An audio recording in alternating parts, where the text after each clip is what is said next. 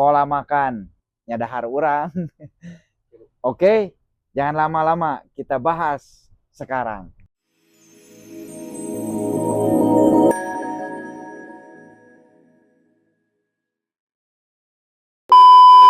Bismillahirrahmanirrahim. Assalamualaikum warahmatullahi wabarakatuh. Kembali lagi di channel saya, Hermawan Anyun, dari Terapi Kabuyutan Nabawa Datala. Di video kali ini, saya akan membahas pola makan, lanjutan dari tema yang kemarin, pola pikir, pola minum. Nah, sekarang kita pola makan.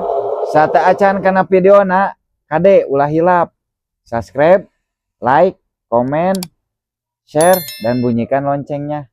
Oke, jangan lama-lama, kita bahas sekarang. Pola makan. Nah, kita kan tahu pola makan nih. Pola makan itu apa? Nyadahar orang. Nah, kudu diatur untuk pola makan. Kita ada mencakup itu waktu, jenis, dan banyaknya makanan yang dikonsumsi. Nah, untuk satu dulu. Waktu makan itu yaitu makan pagi, makan siang, dan makan malam atau sore. Nah, untuk waktunya yaitu makan pagi dari jam 3.30 sampai jam 7.00. Nah, itu disebut tonikum. Kenapa disebut tonikum? Yaitu di waktu itu ada yang namanya sel. Selnya itu sel protoplasma. Nah, waktu itu teh si selna teh nuju muka eta teh gitu, nuju membuka si selna teh. Jadi baik sekali itu. Jadi jam 7 itu harus sudah makan. Protoplasma itu lagi membuka. Kalau lebih dari jam 7 itu akan menutup. Dan kemungkinan itu makanan yang dimakan oleh kita itu akan menempel di dinding sel itu. Jadi terbawa ke saluran darah. Jadi mengakibatkan penyumbatan tersebut. Nah, sebaiknya itu makan pagi itu dari jam 3.30 sampai jam 7.00 ya. Karena apa? Karena ada yang disebut sel protoplasma itu sendiri. Jadi untuk makannya itu harus seimbang gitu. Nah, untuk protoplasma itu sendiri, apa yang disebut protoplasma? Yaitu sel itu yang mengandung zat atau zat hidup yang bekerja untuk membentuk sel dalam tubuh supaya si sarapan itu apa fungsinya gitu. Satu, untuk sumber energi. Yang kedua, untuk mencegah timbulnya penyakit. Yang ketiga, mengontrol berat badan. Dan yang keempat, membantu atau tetap terjaga. Nah, baik sekali itu untuk di pagi hari itu makan dari jam 3.30 sampai jam 07.00. Baik sekali untuk supaya apa? Supaya tadi teh sumber energi, mencegah timbulnya penyakit, mengontrol berat badan, dan membantu atau tetap terjaga. Oke, yang kedua, untuk makan siang itu di jam berapa bagusnya?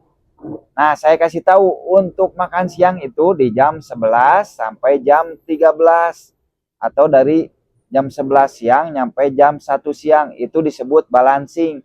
Kenapa? Karena itu sebagai penyeimbang dari sisa sarapan tadi pagi teh. Jadi fungsinya itu untuk apa? Satu, untuk mengganti energi yang terpakai dari pagi sampai siang. Yang kedua, membantu menyeimbangkan energi yang terpakai. Dan yang ketiga, energi siang akan terpenuhi, akan membuat jantung itu normal untuk kerjanya. Jadi piket organnya itu bagus sekali. Nah, itu untuk makan siang. Dan yang terakhir, untuk makan malamnya, bagusnya itu di jam berapa? Yaitu dari jam 17.00 sampai jam 19.00 atau dari jam 5 sampai jam 7 malam. Disebutnya itu apa? Cleansing atau activating ya. Kenapa?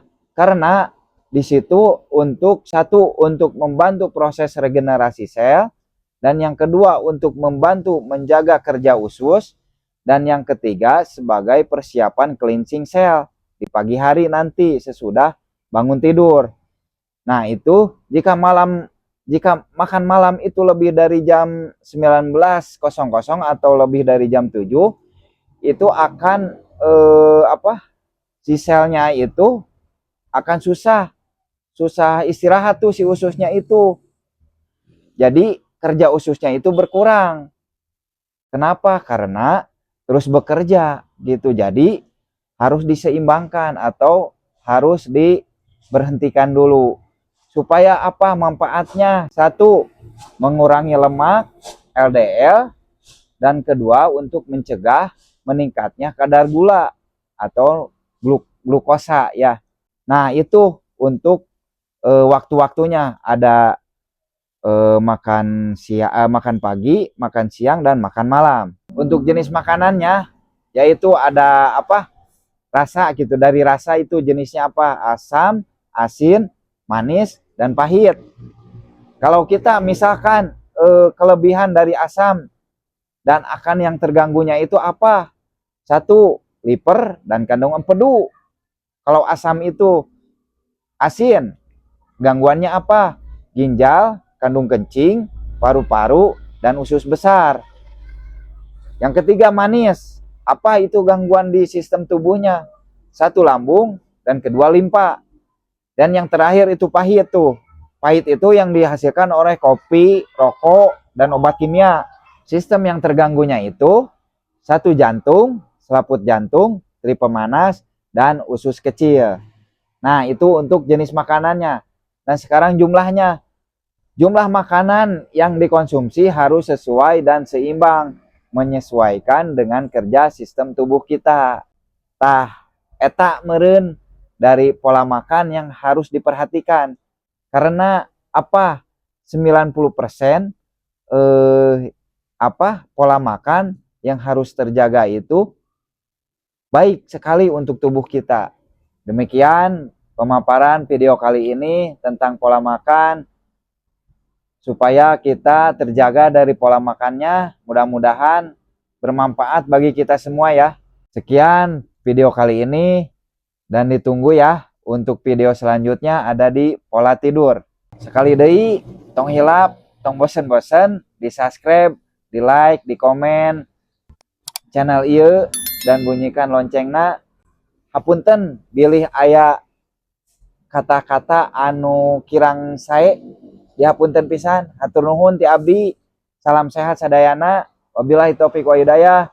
Assalamualaikum warahmatullahi wabarakatuh. Salam sehat.